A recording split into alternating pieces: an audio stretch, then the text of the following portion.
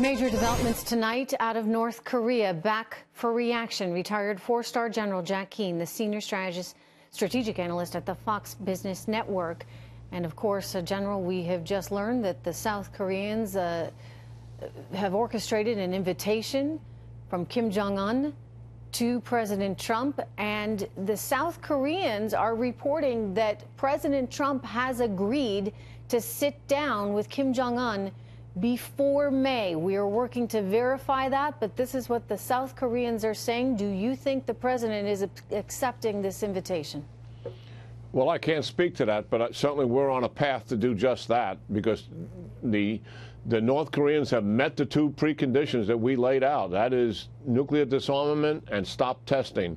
And that'll bring us to the table, to be sure. I would think that they would want to confirm that with North Korea just to make absolutely certain of it. But I'll tell you what, we'll still got to be cautious about this. It is a significant development. I don't want to minimize it. But we've been here before, where they start negotiations, we give them concessions, they go partially through it, they renege on the deal, and they continue to develop their technology, but they got the concessions. We've got to go into this and make no concessions, zero. All right, I want to jump in. We have just learned that President Trump has accepted the invitation from Kim Jong-un to sit down together to develop a strategy for the denuclearization of the entire Korean Peninsula. So a major development here tonight. We did hear earlier the South Koreans had said that the president had accepted this and would do so before May. Now we can confirm the president has accepted the invitation. General. Yeah, big step in the right direction for sure. And we got to avoid the pitfalls of partial denuclearization and then they walk away from the deal.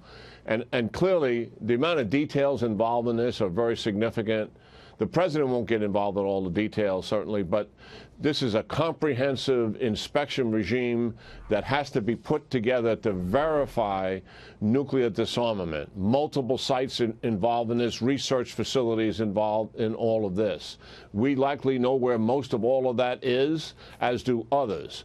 But we're on a good path here, to be sure.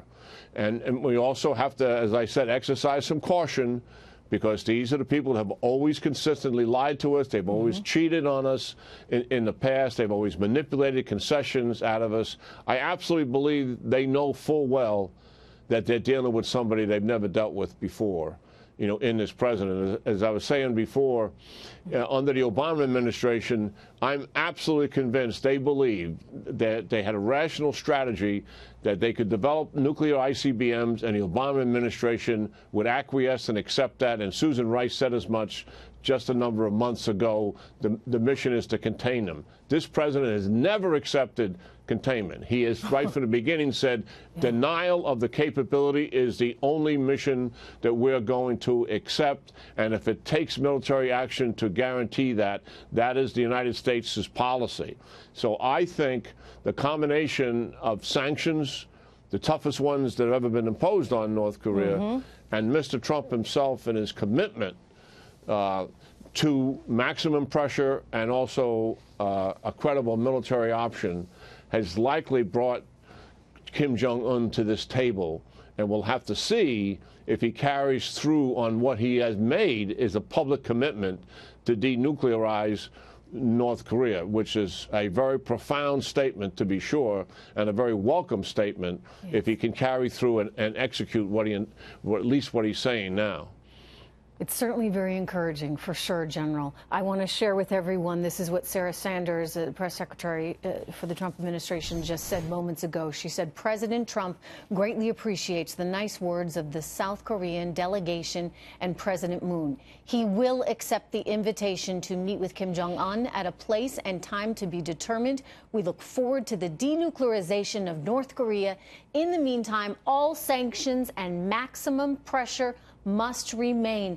General, that's a critical part of this, right? You've made that point over and over again, that we can't give them a thing until they've actually come through with denuclearization. Yeah, they've got to deliver.